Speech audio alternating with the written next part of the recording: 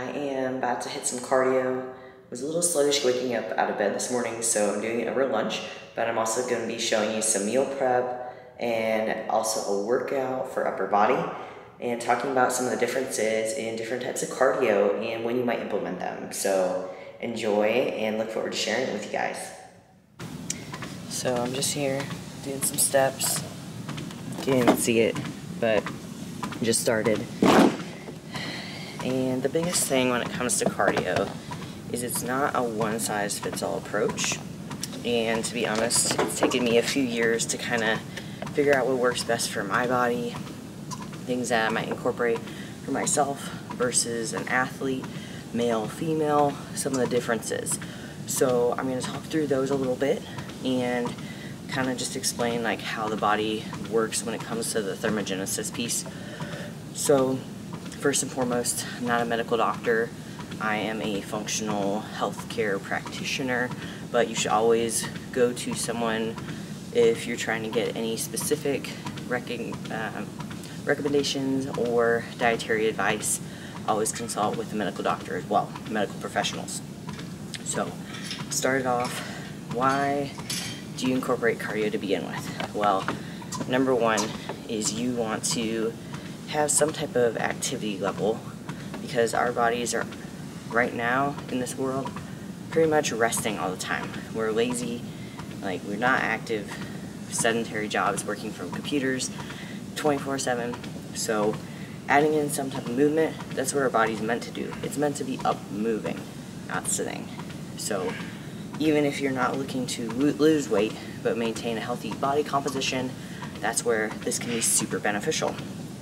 Now, the other piece of it, when it comes to fat burning body weight loss, you are looking at thermogenesis as calories in versus calories out. We're trying to increase the metabolic rate so that when you are active and you're burning those calories, that later on during the day, that metabolic rate is continuing to work so that essentially you're going to continue burning fat throughout your day, whether you're sitting at your computer, going to the kitchen and cooking, taking your dog for a walk, whatever it is.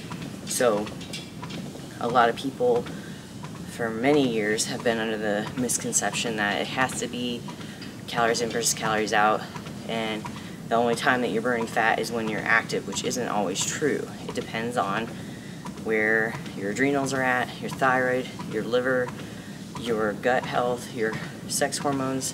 Everything's working together, and I've spoken on a couple different videos about that too. So when it comes to cardio specifically, can you lose weight in only doing cardio? Yes. Can you put on muscle by only doing cardio? Probably not, depending on what you're eating, depending on your genetics and your body composition. But when you are changing up the type of cardio, you might include HIIT training with weights. Yes, you can put on some muscle. It'll be a lot leaner of a muscle tissue than, say, someone who's doing more of compound movements, weight training session, which you are still increasing your thermogenic activity in doing that. So, needless to say, that's kind of like the big picture on it. So, how do you know what type of cardio to do? Well, it depends. It depends on your body and what you enjoy doing, but also what challenges you. And as we've talked before, our bodies are very quick to adapt. So I'm doing mostly walking, steady state walking, and I used to do a lot of HIIT training, and through that, yes, I did burn fat, and you actually can burn, in some studies it says 60 to 70% more during a HIIT session versus during low steady state. However, the long-term burning effect is actually going to be more from a low-intensity steady-state cardio versus a high-intensity training session. So there are going to be times that you want to incorporate both. Low-intensity steady-state, or LISS, I like to do either first thing in the morning or really any time of day. That's the one thing about it, it's very versatile. When you wake up in the morning, our cortisol usually spikes about 30 minutes to an hour once we wake up. So that'd be, you know, the great time to do it. You can do it fasted, you can do it with food, you can do it with EAAs like what I do, so that I don't start any muscle wasting. It's going to help with the muscle recovery process. Now when it comes to MISS training, which is moderate intensity steady state, you can do that also any time of day really. The way that it impacts the body though is a little bit more of a stress, and from studies that I've read, the overall fat burning effect might not be as high as low intensity, just because the stress impact that you have on the body can affect that. Now, that's where we come into the HIIT training piece. A lot of people are like, oh, I'm short on time, I need to do HIIT training, or I'm not gonna be able to do cardio, whatever it is. HIIT training is great, especially if you have a short, restricted time. However, there are caveats to that, and I actually recommend people not doing a HIIT session first thing in the morning because of how intense it can be on our central nervous system.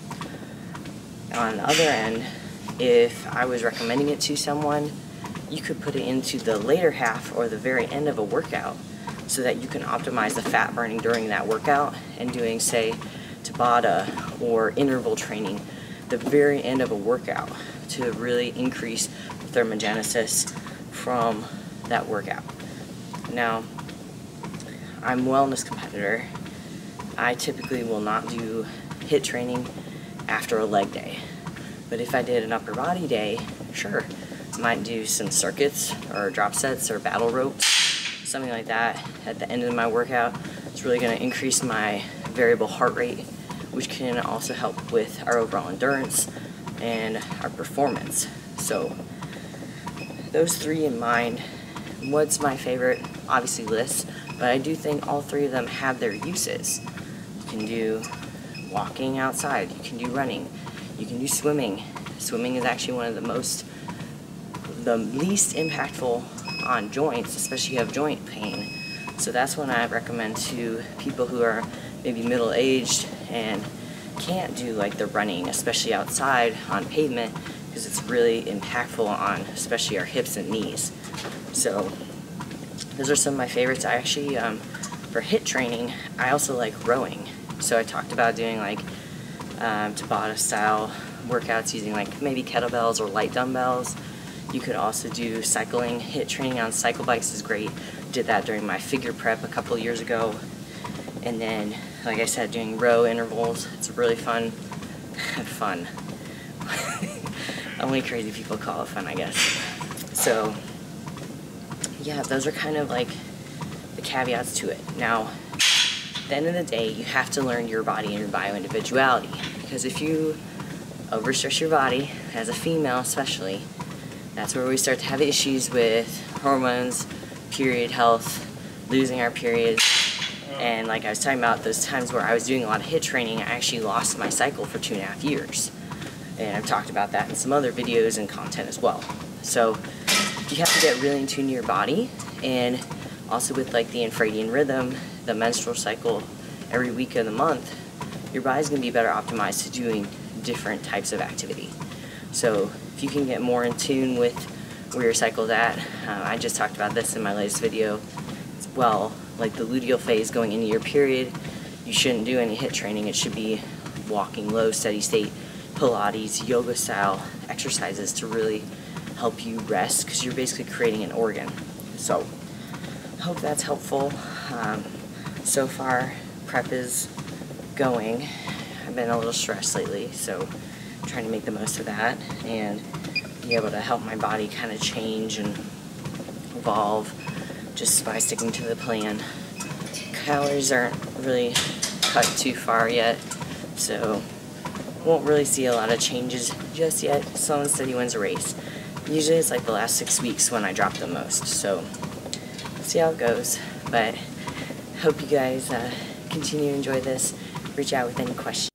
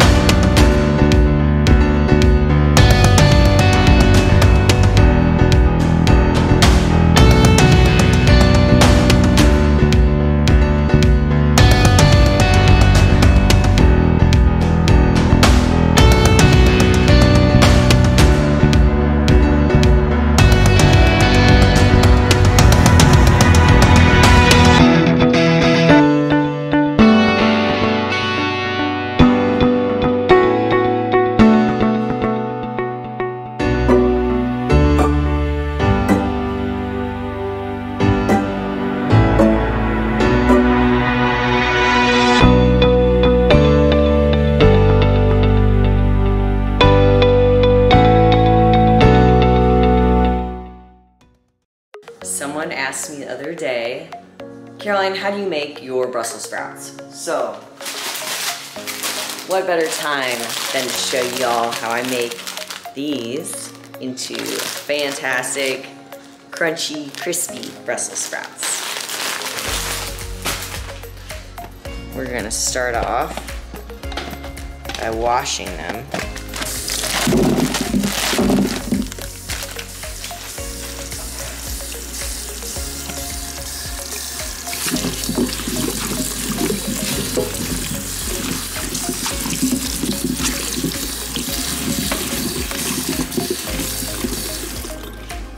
Give them a good rinse.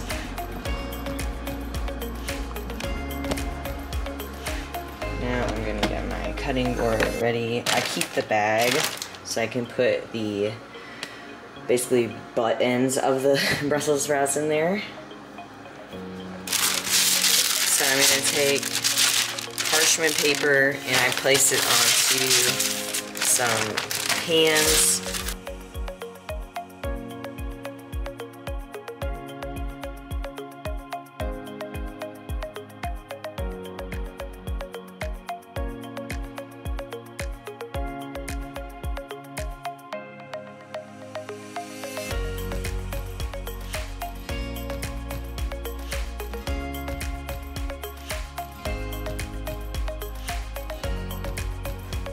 So now I just cut off that butt end where the stem was, and I cut it into quarters and put it on the pan.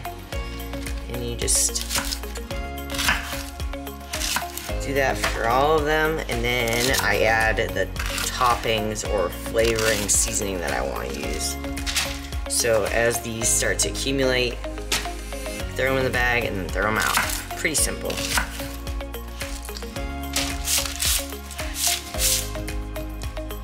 If you see something that looks like this with the brown, that's actually like a plant disease, so you don't want to eat that. Throw it out.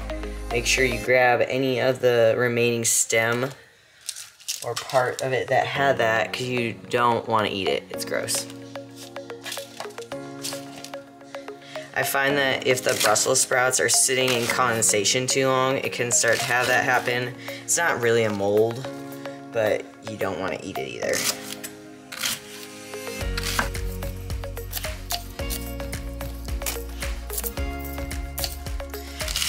I like the little leaves that come off because then I can turn them into like chips. It's awesome. So this is one pan so far. It's pretty full, so I'm gonna start filling up the other pan.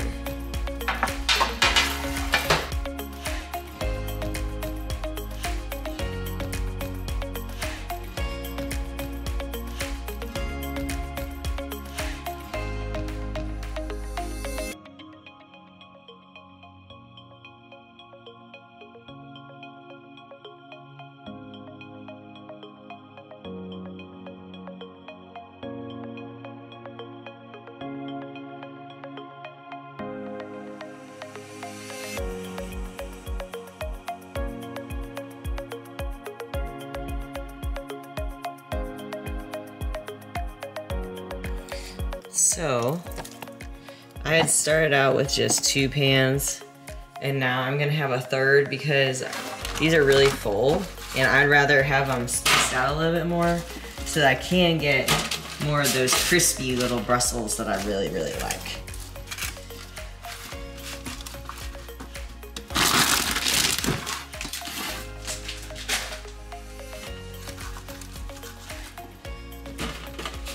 Okay.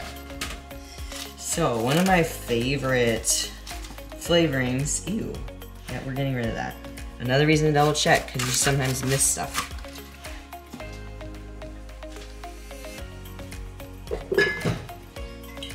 I'm going to start with some balsamic, and I just drizzle it over the top very lightly.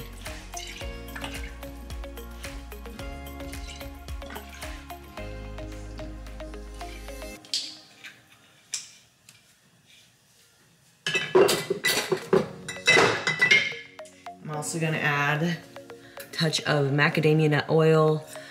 Make sure that whatever oil you use, it can handle a higher temp. I don't use olive oil if it's over 370 degrees usually. And I preheated the oven at 380 today. So that's just something that I do for me. Next, add some garlic powder.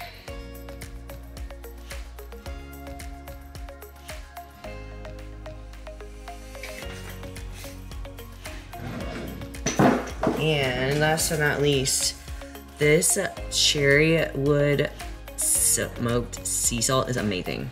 I got it from Anissa's Seasonings, which is based out of Georgia, and it's delish. A little goes a long way. So, now I'm going to just gently toss to make sure all of them get covered. And spread out. You can use foil too, but the problem I've had with foil in the past is the crispy ones stick. So then they don't even taste as good as you want them to because they're like stuck on foil. Delish, right? Not really. So then I experimented with parchment and it ended up working out a lot better. And that's what I've stuck with the past like year or so, is using parchment instead of aluminum foil for Brussels. I actually do the same thing when it comes to my sweet potato fries. Even if I don't make them, like if I don't make them in the air fryer, I'll do the same thing in the oven, basically. Okay. Now, the oven is preheated at 380. I'm gonna go ahead and throw them in for about 25 minutes. And they've done. I'm so excited. See, look at those. Like, honestly, it doesn't get better than those Crispies. And in the meantime, I started cooking up some salmon. I didn't record it all because I've been in and out of meetings, but it's almost done. So yummy.